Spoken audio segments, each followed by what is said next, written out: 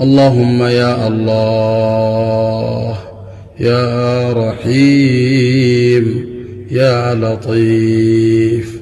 اللهم إنا نعوذ بك من العجز والكسل والجبن والبخل والهرم والقسوة والغفلة والعيلة والذلة والمسكنة، ونعوذ بك اللهم من الفقر والكفر والشرك والفسوق والشقاق والنفاق والسمعة والرياء، ونعوذ بك اللهم من الصمم والبكم والجنون والجذام والبرص وسيء الأسقام، ونعوذ بك اللهم من غلبة الدين وقهر الرجال، ونعوذ بك اللهم من زوال نعمتك وتحول عافيتك